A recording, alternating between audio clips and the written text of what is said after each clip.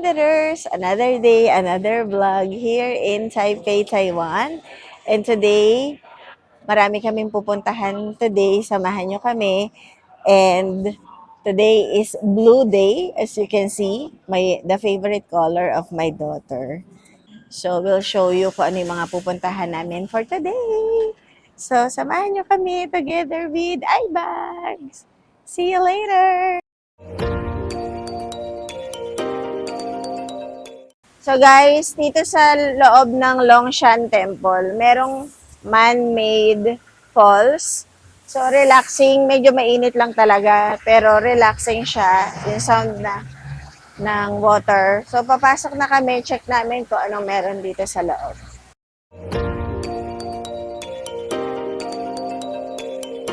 Dito sa loob guys, may mga offerings. Yung mga tao, nagbibigay ng offerings. Ganda ng temple, oh.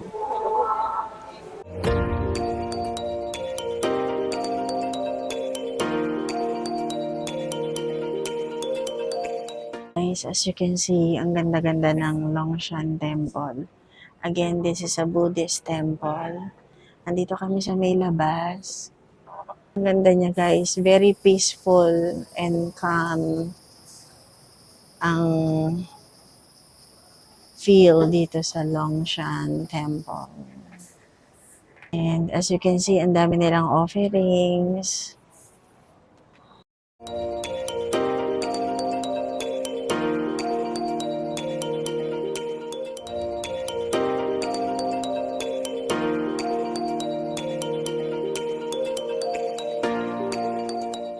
Yan guys, may mga souvenirs sila dito, may mga charms, mga interesado, yan din yung mga presyo nila.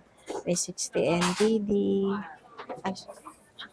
mga charms, and may mga bracelet. Yan. Pwede nyo mabili dito sa Longshan Temple.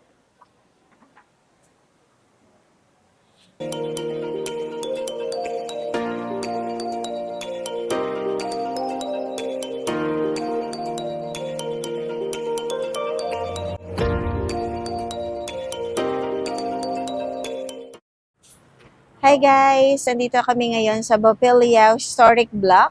It's just 3-minute walk from Longshan Temple.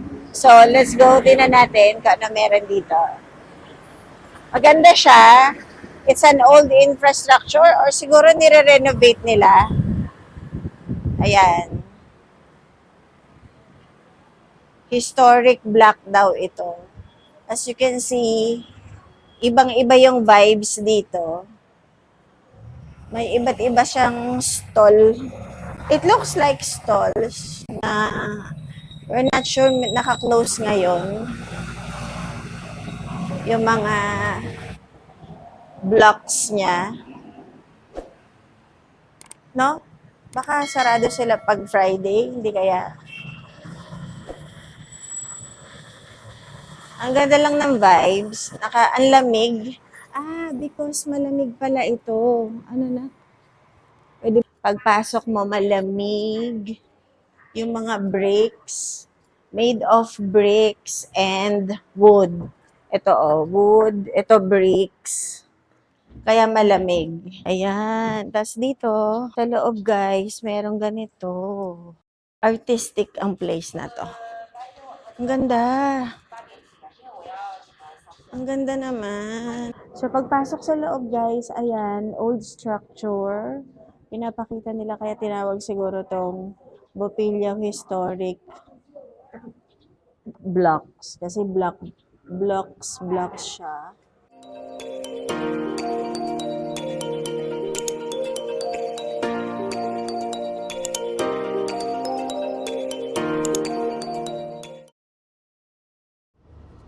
Hi guys! Andito kami ulit sa bus 965. So, babalik kami ng Shifen because kagabi nabitin yung oras namin. So, aabutin na kami ng gabi. Hindi namin ma-enjoy yung waterfalls tsaka yung lantern.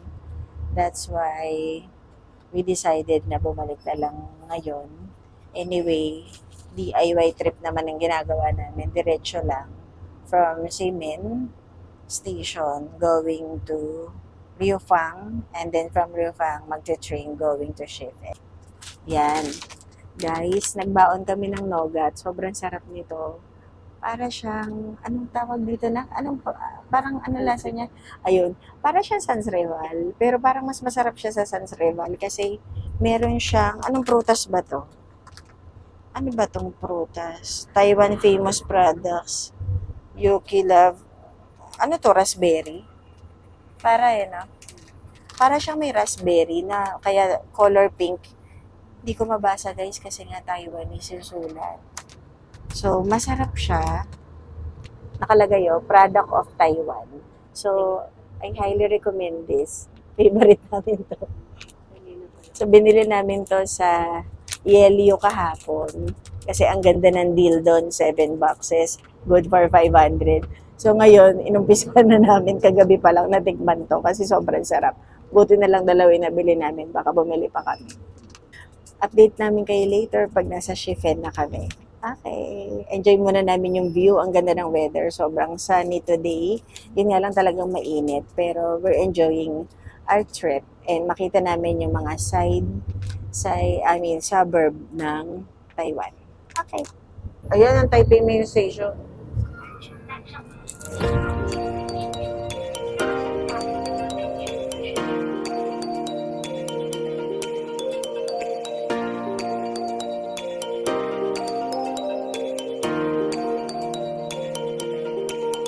Hey Wanderers! Nandito na tayo ngayon sa Ruifang train station and pupunta tayo ng Shifen.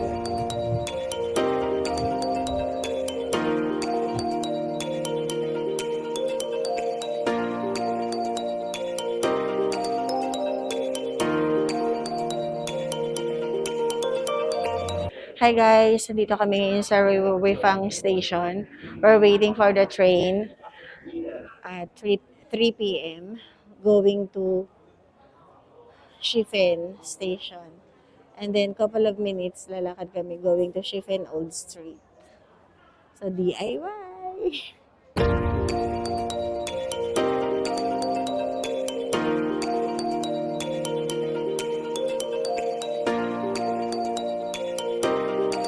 Hi guys! Andito na kami sa Shifen station. 4 stops siya from Ruifang station. So, eto siya, Shifen. Dito kami mismo sa train na dumadaan dun sa mga nagpapalipad ng lantern. Ang galing, di ba? So, exit muna kami at magpapalipad kami ng lantern.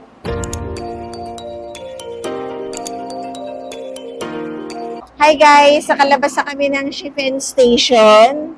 Magpapalipad na kami ng lantern. So, samahan nyo kami. Ang galing na naging journey namin, guys. DIY to. So, tingnan muna natin yung mga fruit na pwede nating itry dito. Ayan, guys. May mga prutas. May mga braised noodle. Braised noodle soup. Ayan yung mga braised beef noodle na sikat. Ayan din, may mga fireworks din dito, firecrackers. Hi guys! Nakabili kami ngayon ng Taiwanese sausage, black pork sausage. Medyo mahaba ito, $50. So, mas mahaba compared dun sa nabibili natin sa city. So, let's try.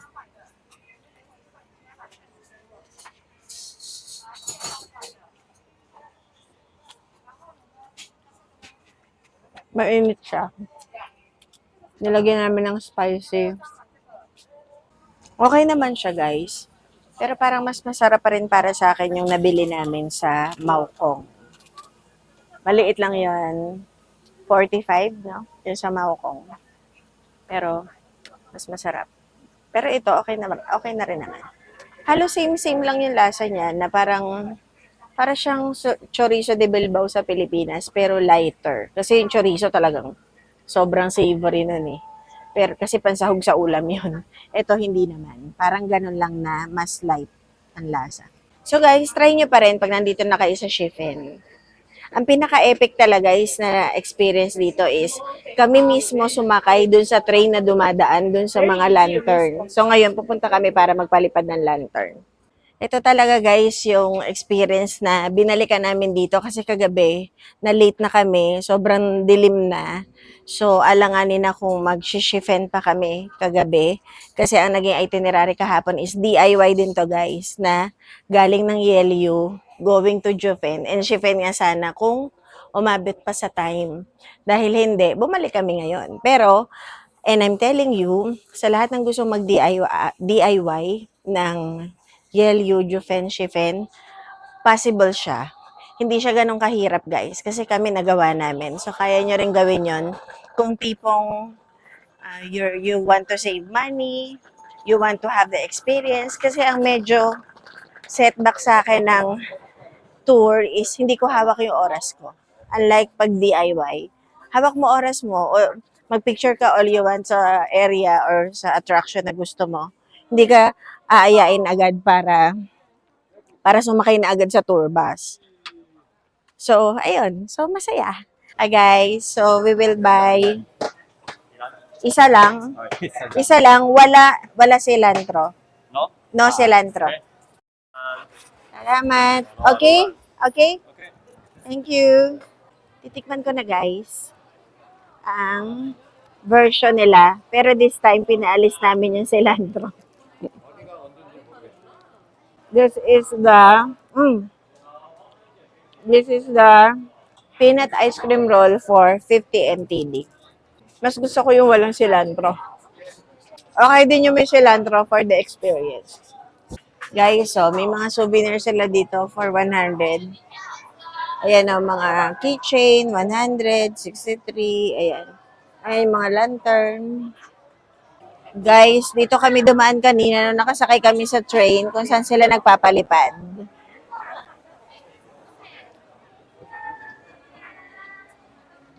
Daming tourist guys, oh. Iba-ibang lahi. Pero mostly Korean, Chinese, Filipinos.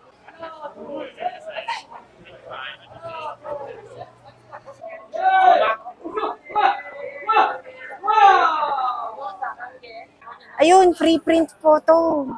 Nakita rin kita. Ayun oh. Okay, dun tayo. 250 lang, di ba? Tapos dalawa day free. Tama. Yay! Red. So, happiness, di ba?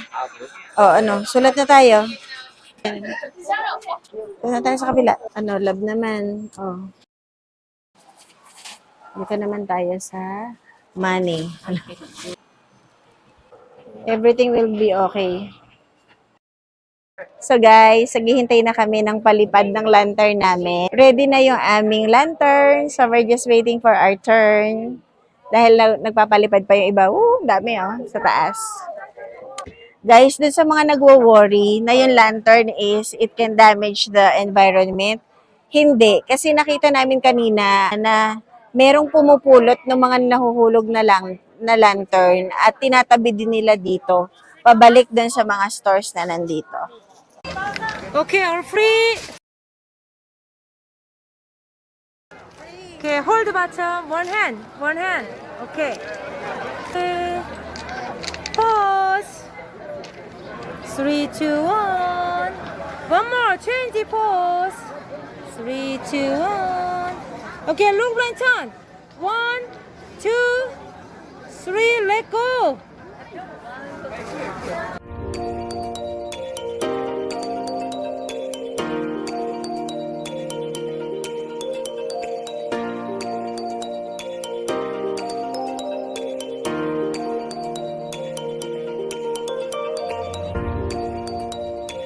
Okay, bye-bye.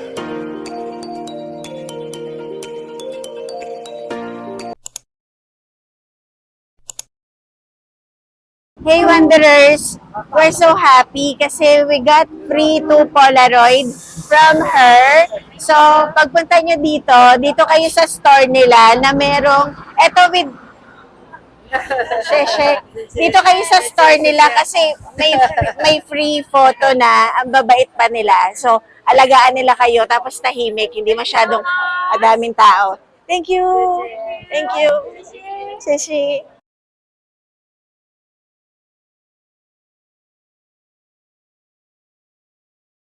Guys, ayan na yung train. Parating na. Woo! Diyan kami nakasakay kanina.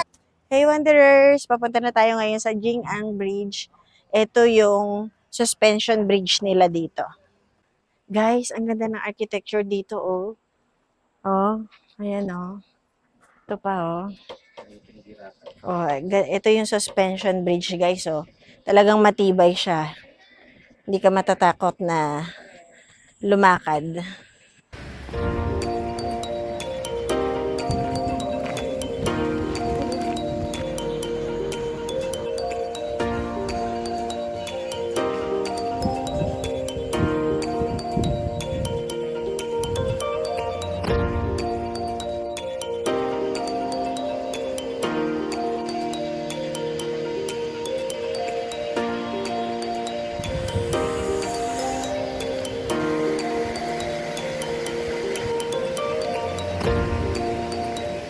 Welcome to Taiwan!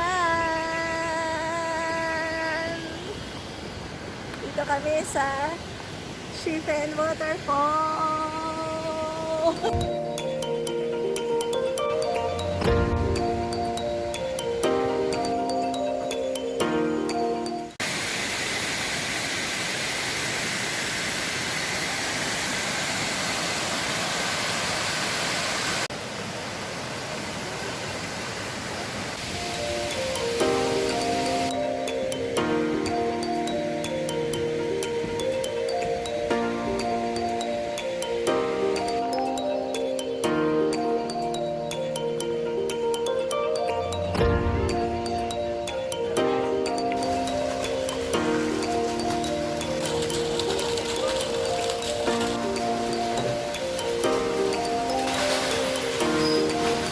Hi guys! Nakarating din kami dito sa Shifen Waterfall. However, the Shifen Waterfall Park closes at 4:30 p.m. and it's already 6:30 nang dumating kami dito. So, talagang close na siya. Pero anyhow, maganda pa rin yung falls and masaya na we bonded with nature. And guys, just to remind you, hindi biro yung lakad kung hindi rin kayo nakatour from the Shifen Old Street. Pero worth it naman pagdating na dito.